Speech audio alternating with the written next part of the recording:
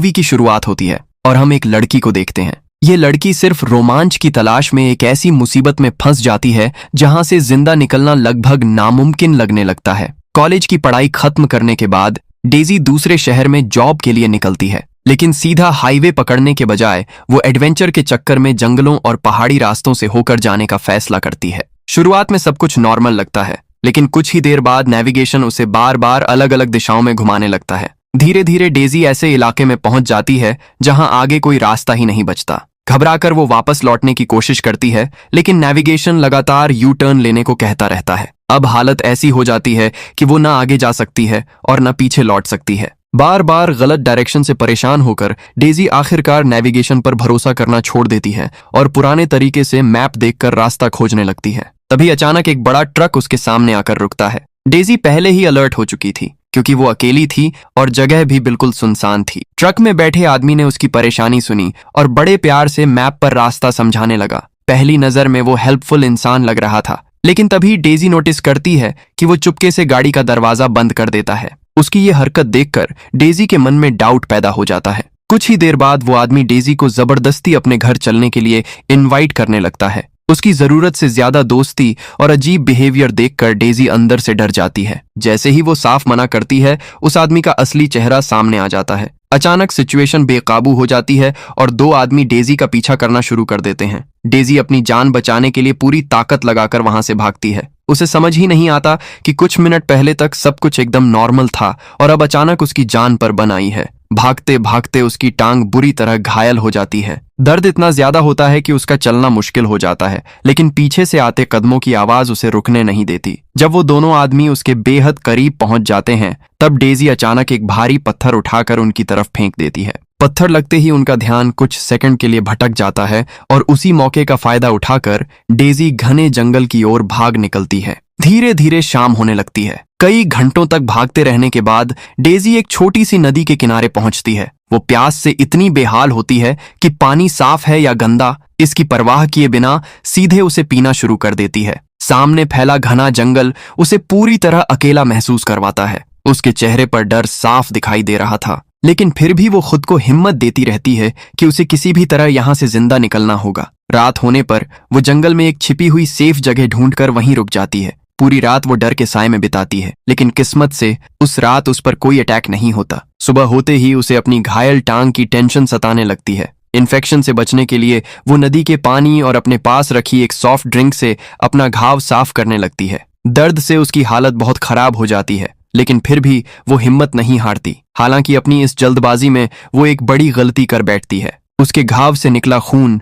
पास की पत्तियों पर लग जाता है। उधर वे दोनों आदमी अभी भी जंगल में उसे ढूंढ रहे थे। अपने क्राइम को छिपाने के लिए वे वापस उसी जगह आते हैं जहां डेजी की कार खड़ी थी। फिर वे उसकी गाड़ी लेकर एक फेक एक्सीडेंट का सीन बनाने की तैयारी करते हैं, ताकि पुलिस को लगे कि लड़की की मौत एक हादसे में हुई है। दूसरी तरफ डेजी की हालत लगातार बिगड़ती जा रही थी। उसकी टांग बुरी तरह सूज चुकी थी और हर कदम पर उसे रुककर आराम करना पड़ता था। अब उसे अपने उस फैसले पर बहुत पछतावा होने लगता है। अगर वो सीधा रास्ता चुनती तो शायद अब तक अपने इंटरव्यू में पहुंच चुकी होती, लेकिन अब उसे यह भी नहीं पता था कि वो इस जंगल से कभी जिंदा बाहर निकल पाएगी या नहीं। थकी हुई डेजी फूट फूट कर रोने लगती है, लेकिन तभी अचानक ऊपर से बहुत तेज आवाज आती है। जब वो ध्यान से देखती है तो उसे समझ आता है कि उसकी कार को पहाड़ी से नीचे गिराकर एक एक्सीडेंट जैसा दिखाया जा रहा है। तभी उसे उन आदमियों की आवाज भी सुनाई देती है। वे आपस में कह रहे होते हैं कि पुलिस के आने से पहले हमें उस लड़की की डेड बॉडी ढूंढनी होगी। उन्हें पूरा यकीन था कि घायल लड़की इतनी दूर भाग ही नहीं सकती। शायद ज्यादा खून बहने की वजह से वो कहीं मर चुकी होगी। लेकिन तभी उन्हें पेड़ों की पत्तियों पर खून के ताजे निशान दिखाई देते हैं। अब उन्हें एहसास हो जाता है कि डेजी अभी भी जिंदा है। इसके बाद वे पूरे जंगल में उसकी तलाश शुरू कर देते हैं। इसी बीच डेजी को पत्थरों के बीच एक टूटा हुआ मोबाइल फोन मिलता है, जो शायद उसकी कार से नीचे गिरा था। उसकी स्क्रीन पूरी तरह टूट चुकी थी, लेकिन फोन अभी भी चालू था। ये देखकर डेजी की आंखों में एक नई उम्मीद लौट आती है। वो तुरंत हेल्प के लिए कॉल करने की कोशिश करती है, लेकिन इतने घने जंगल में नेटवर्क का एक भी सिग्नल नहीं मिलता। घबराई हुई डेजी लगातार अपनी जगह बदल बदल कर सिग्नल खोजने की कोशिश करती है। वो बर्फ जैसे ठंडे पानी को पार करके सामने वाली पहाड़ी पर भी जाती है, लेकिन उसकी हर कोशिश बेकार साबित होती है। तभी फोन की बैटरी पूरी तरह खत्म हो जाती है और मोबाइल स्विच ऑफ हो जाता है। अब डेजी अंदर से पूरी तरह टूट चुकी थी। भूख, ठंड, दर्द और डर ने उसके शरीर को बहुत कमजोर कर दिया था। कई दिनों की थकान और स्ट्रेस के बाद आखिरकार उसका शरीर जवाब दे देता है और वो बेहोश होकर जमीन पर गिर पड़ती है। जब उसे होश आता है तो वो खुद को एक बिल्कुल अनजान जगह पर पाती है। उसकी घायल टांग पर पट्टी बंधी हुई होती है, जैसे किसी ने उसका ट्रीटमेंट किया हो। डेजी धीरे धीरे उठकर बाहर निकलने की कोशिश करती है, लेकिन तभी एक आदमी उस कमरे में एंटर करता है। उसे देखते ही डेजी बुरी तरह डर जाती है। अब वो किसी भी अजनबी पर ट्रस्ट करने की हालत में बिल्कुल नहीं थी। वो तुरंत पास पड़ा एक हथियार उठा लेती है और उस आदमी को वार्निंग देती है कि वो उसके करीब आने की कोशिश न करे। डर और घबराहट ने उसके दिमाग पर पूरी तरह कब्जा कर लिया था। सामने वाला इंसान चाहे जितनी भी सफाई देता रहे, डेजी अब किसी की कोई बात मानने को तैयार नहीं थी। डेजी ने घबराहट में अपने पास रखा एक बॉक्स उठाया और उसमें भरा सफेद पाउडर सीधे उस आदमी के सिर पर फेंक दिया। अगले ही पल वो आदमी दर्द से चीख उठा। असल में वो कोई नॉर्मल पाउडर नहीं, बल्कि एक बेहद खतरनाक केमिकल था। आदमी तुरंत भागकर फ्रिज से दूध निकालता है और अपने सिर पर उड़ेलने लगता है, क्योंकि वही उस केमिकल की जलन को कम कर सकता था। डेजी समझ ही नहीं पाती कि उसने डर के मारे ये क्या कर दिया। उधर कई दिनों से अपनी बेटी का कोई कांटेक्ट न होने पर डेजी का परिवार बुरी तरह परेशान हो चुका था। फोन की लास्ट लोकेशन देखकर उन्होंने पुलिस में कंप्लेंट दर्ज करवा दी थी। अब लोकल पुलिस ऑफिसर इस केस की इन्वेस्टिगेशन शुरू करने की तैयारी कर रहे थे। जब डेजी दोबारा होश में आती है तो वो देखती है कि उसके हाथ कसकर बंधे हुए हैं। हालांकि सामने मौजूद उस आदमी का बिहेवियर अब पहले जैसा डरावना नहीं लग रहा था। वो उसे खाना और पानी देता है और आराम से खाने के लिए कहता है, लेकिन जैसे ही डेजी पुलिस को फोन करने की बात करती है, वो आदमी तुरंत बात को टाल देता है। 2 दिनों से भूखी डेजी आखिर खुद को रोक नहीं पाती और आदमी के पीछे मुड़ते ही बहुत तेजी से खाना खाने लगती है। धीरे धीरे उसे महसूस होने लगता है कि शायद यह आदमी वैसा नहीं है जैसा उसने पहले सोचा था। बातचीत के दौरान वो अपना नाम बताता है। उसका नाम हेनरी था। हेनरी कई सालों से उस जंगल में बिल्कुल अकेला रह रहा था। उसने एक पुरानी वैन को अपनी लैब बना रखा था। जब डेजी अपनी पूरी कहानी उसे सुनाती है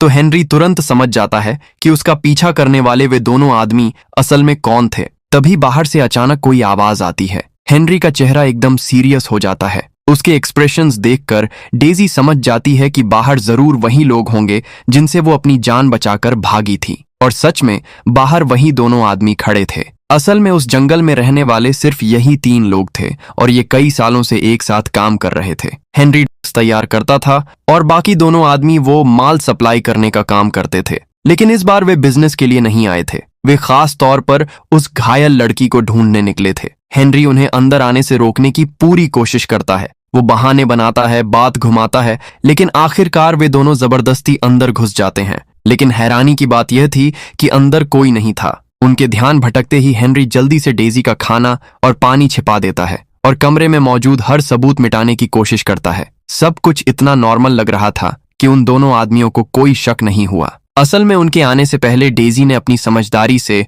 खुद को वहां से बचा लिया था। उसने कमरे में मौजूद केमिकल्स को पानी के साथ मिलाकर एक ऐसा रिएक्शन पैदा किया जिससे उसकी रस्सियां जलकर टूट गईं। फिर वो पीछे की विंडो से बाहर निकल गई। लेकिन सबसे हैरानी वाली बात यह थी कि डेजी वहां से भागी नहीं। वो जानती थी कि उसे इस अनजान जंगल के बारे में कुछ भी पता नहीं है और अगर वो अकेले निकलती तो फिर किसी और बड़ी मुसीबत में फंस सकती थी। इसलिए वो पास ही छुपी रही। जब हेनरी को यह पता चलता है तो वो बहुत हैरान रह जाता है। उसे बिल्कुल उम्मीद नहीं थी कि शहर में पली बड़ी एक लड़की को केमिस्ट्री की इतनी अच्छी समझ होगी। डेजी भी अपनी गलती मानती है कि शुरुआत में उसे समझ नहीं आया था कि वो सफेद पाउडर कितना खतरनाक है, इसलिए उसने डर में आकर वो हरकत कर दी थी। वो हेनरी से माफी मांगती है। धीरे धीरे दोनों के बीच बातचीत बढ़ने लगती है। डेजी उससे पूछती है कि अगर हेनरी उसकी मदद करना चाहता है तो वो उसे यहाँ से जाने क्यों नहीं देता। तब हेनरी उसे सच बताता है। उसके पास कोई गाड़ी नहीं थी और सबसे नजदीकी सड़क या छोटा शहर भी वहां से करीब 20 माइल दूर था।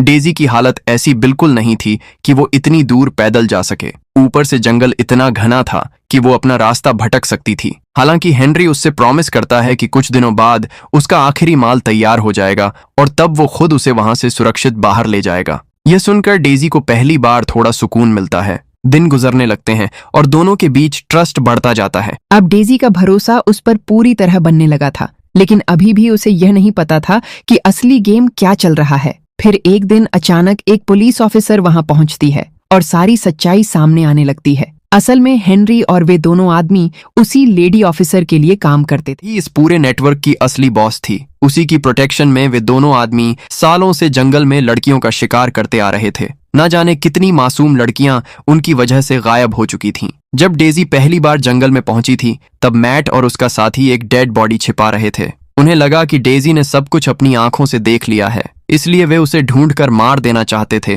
ताकि कोई गवाह ना बचे। इस बार भी वो लेडी ऑफिसर उसी वजह से वहां आई थी, लेकिन हेनरी किसी भी कीमत पर उसे घर के पास नहीं आने देना चाहता था। वो डेजी को बचाने की पूरी कोशिश कर रहा था। मजबूर होकर ऑफिसर को वापस जाना पड़ता है। कुछ देर बाद मैट माल लेने आता है। जाते जाते वो बड़ी शान से पुलिस ऑफिसर के द्वारा दिया गया जैकेट दिखाता है। तभी अचानक उसकी नजर सीढ़ियों पर पड़े पैरों के निशानों पर जाती है। वहां 2 अलग अलग साइज के जूतों के निशान साफ दिखाई दे रहे थे। मैट तुरंत समझ जाता है कि यहाँ कोई और भी मौजूद है, लेकिन वो जाहिर नहीं होने देता। वो ऐसा बिहेवियर करता है जैसे उसने कुछ देखा ही ना हो। दूसरी तरफ हेनरी को अंदाजा तक नहीं होता कि मैट सब कुछ समझ चुका है। उस रात हेनरी और डेजी जंगल से भागने की प्लानिंग कर रहे होते हैं। तभी अचानक मैट कमरे में घुस आता है। सिचुएशन बेहद खतरनाक हो जाती है। तभी हेनरी अचानक चालाकी से गेम पलटने की कोशिश करता है। वो कहता है कि लड़की को अभी मारना सही नहीं होगा। पिछले कुछ दिनों में उसने उसे पूरी तरह अपने कंट्रोल में कर लिया है और अब वो हमारे काम में मदद भी कर सकती है। अपनी बात साबित करने के लिए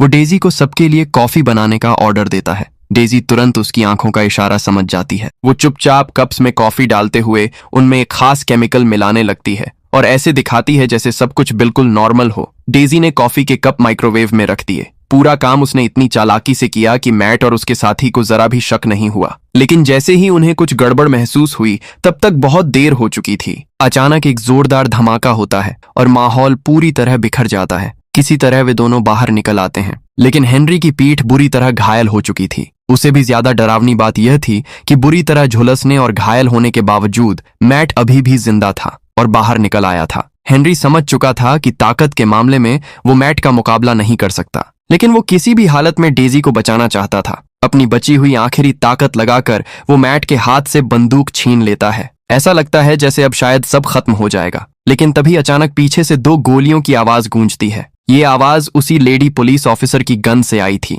गोलियों की आवाज सुनते ही डेजी समझ जाती है कि कुछ बहुत बुरा हो चुका है। उसका दिल टूट जाता है, लेकिन अब वहां रुकने का मतलब सीधे मौत था। वो अपने दर्द और डर को अपनी ताकत बनाकर वहां से भागना शुरू कर देती है। उधर लेडी ऑफिसर को अब पूरे हालात का अंदाजा हो चुका था, लेकिन उसके चेहरे पर डर या घबराहट का कोई निशान नहीं था। उसकी सबसे बड़ी टेंशन सिर्फ आखिरी ड्रग्स का माल था जो सुरक्षित उसकी गाड़ी में रखा हुआ था। अब उसके रास्ते में बस एक ही रुकावट बची थी, डेजी। इसलिए उसने फैसला कर लिया कि डेजी को हर हाल में खत्म करना होगा। कई घंटों तक भागते रहने और जान की बाजी लगाने के बाद आखिरकार डेजी किसी तरह मेन रोड तक पहुंच जाती है, लेकिन उसकी किस्मत इतनी खराब थी कि वहां उसे वही लेडी ऑफिसर मिलती है। हालांकि डेजी ने उसे पहले कभी देखा नहीं था, लेकिन उसे उसकी आवाज अच्छे से याद थी। जब वो पहले हेनरी के घर में छुपी हुई थी तब उसने उसी ऑफिसर को हेनरी से बात करते सुना था। इसलिए जैसे ही ऑफिसर ने पहली बार उससे बात की, डेजी तुरंत समझ गई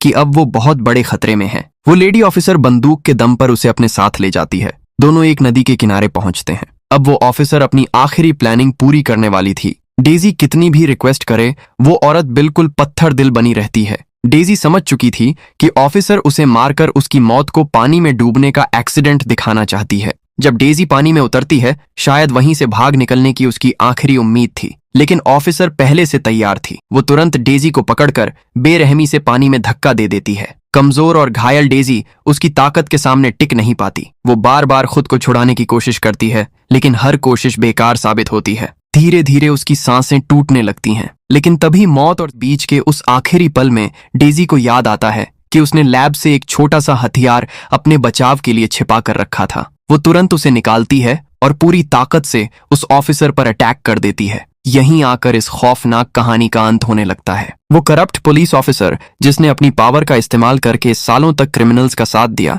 मासूम लोगों की जान ली और उस जंगल को नर्क बना दिया था, आखिरकार अपने अंजाम तक पहुंच जाती है। डेजी आखिरकार उस डरावने जंगल से जिंदा बाहर निकल आती है, लेकिन उसके चेहरे पर कोई खुशी नहीं होती। उसकी आंखों में सिर्फ खालीपन और सदमा दिखाई देता है। जो कुछ उसने देखा और सहा था, उसने उसकी सोच हमेशा के लिए बदल दी थी। दोस्तों, अगर आपको डेजी की यह सर्वाइवल स्टोरी और मूवी की एक्सप्लेनेशन पसंद आई हो तो इस वीडियो को लाइक जरूर करें, अपने दोस्तों के साथ इसे शेयर करें और चैनल को सब्सक्राइब करके बेल आइकॉन भी दबा दें ताकि आने वाली कोई भी नई कहानी आपसे मिस ना हो।